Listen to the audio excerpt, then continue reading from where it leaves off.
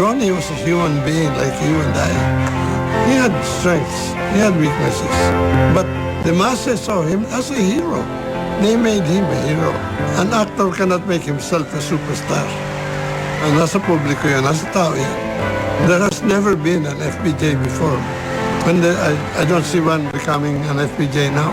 Phenomenal yung magtanggap ng publiko kay FPJ. Hinahangaan si FPJ hindi lang ng masa, kundi ng buong industriya. Si FPJ ay nirerespeto naming lahat bilang isang mahusay na aktor, batikang producer, at metikulosong direktor. Sa isang mundo kung saan malakas ang kompetisyon at selusan, tanggap ng lahat na siya ang hari. Sa kapanahonan ni Ronnie, wala yatang Pilipino na hindi nakapanood ng FPJ movie. Kahit sa kanyang pagpanaw, kapansin-pansin ang pagpanaw din ng pelikula na kinagisnan namin. Siguro kung buhay pa sa FPJ ngayon, hindi tuluyang bumagsak ang pelikula. Kahit na may tinatawag ng mga piracy. Kasi gagawa ng paraan niya para mabuhay pa rin ang pelikula. Doon siya naging icon doon sa tayo natin ng pelikula. Hindi siya yung tipong superstar na gusto lahat ng atensyon nasa kanya or yung script palaging siya lang ang nakaangat, yung ganon. Kaya may ang daming mga artista na gaya ni Eddie Garcia, would shine in his films. Dencio Padilla, si Paquito Diaz, all of these people. Naniwala si FPJ na mahalagang maipakita sa kanyang mga pelikula na nagtatagumpay ang mga mabubuti at may nagtatanggol sa mga naaapi. Ang kanyang pagkabukas palad ay balita lamang dun sa mga natulungan niya. Dahil gaya ng bida sa pelikula, hindi niya pinagyabang ang kanyang mga nagawa. Kumbaga, ang kanyang karakter ay tumawid na sa tunay na buhay. Maraming hindi nakakaalam na marami siyang foundation na ginawa. Marami siyang eskwelahan pinatayo. Sa Magdalena, Laguna, may pinagawa siyang mga simbahan. Marami siyang pinaaral ng mga bata, scholar niya. Pero hindi naging laman ng dyaryo kasi nga ayaw niya ng press release. He was probably the most generous actor who ever lived here. Andun ba sa funeral niya? Ilang libo yung nandun. And many of them said that he had actually helped them.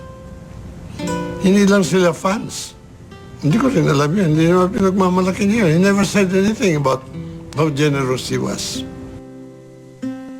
Apektado ang buong madla sa pagkamatay ni Ronnie noong 2004. Mainit pa sa utak ng tao ang kontrobersyal na eleksyon. Nagdalamhati ang buong bayan. Nasaksihan natin ang isa sa pinakamalaking prosesyon ng libing sa tanang kasaysayan natin. Nang marinig ni Napoleon Abueva ang balita, naisipan niyang bigyang pugay ang yumaong FPJ sa kanyang munting paraan. Naisip ko na talagang dapat magawaan ng isang death mass.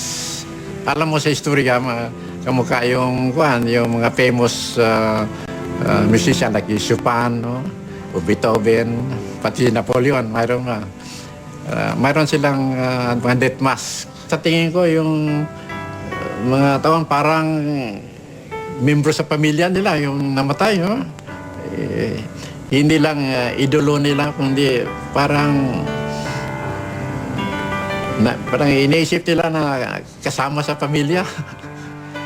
Ang tingin ko po kay FPJ is a storyteller of our time. He has told the story of this country. Pati ho yung pagkandidato niya as president, yung kanyang pagpanaw, it's a story about us. It's not really about him. It's about us. Hindi lang legend lang, icon, institution. Kuwan na yan, kumbaga sa kuwan sinasamba na. Sinasamba na yan ng sambayanan, ng mga artista, mga kasama niya. Sinasambayan. So hindi ko na masasabing Diyos siya. Maaaring kung may Diyos ng mga artista, Diyos ng artista yan. I actually like the sound of the president who never was. And I hope that when people think of that, hindi nila iisipin na presumptuous, na kapal naman ang mukha, ginustong maging presidente, artista lang. Sana tingnan nila lagi from the point of view na ginusto niyang makapagbago ng buhay. Nung ginawa niya, it was with the best and the purest of intentions. Hope is very important. There is no progress without hope. There is no victory without hope. And with FPJ, we got somebody there to represent that hope. Huwag natin aalisin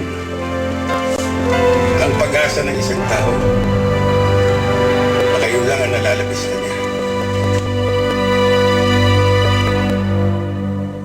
Di ba lalambot ang puso ko kahit anong galit pag hinaranan niya ang nanay? Kasama at makakapanayam ko ngayon ang isang taong personal kong hinahangaan.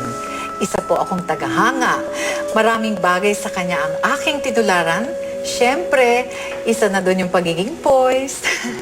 At sabi nga ng iba, kung merong the king, siguradong merong the queen. Narito po ang reyna ng pelikulang Pilipino, Miss Susan Roses. Hello, good evening, Miss Susan. Maraming salamat, Charo. Maraming Para naman salamat. akong nasa langit. Maraming salamat ni Susan sa pagbabahagi mo ng alay ni FPJ. Pero bago tayo mapunta dyan, magkwentuhan muna tayo. Of course. At pasukin natin ang mga tahanan ng ating mga tagapanood. Alam kong masayahing tao si FPJ, ni Susan. Paano niya pinapakita yung kanyang kasayahan? Paano niyang pinapakita yun sa inyo? Sa maraming bagay, sa loob ng 36 years, maraming mga pangyayari sa buhay namin na naging masaya. Una na, nung ikinasal kami, tapos yung honeymoon namin, at nung dumating ang aming anak na si Mary Grace.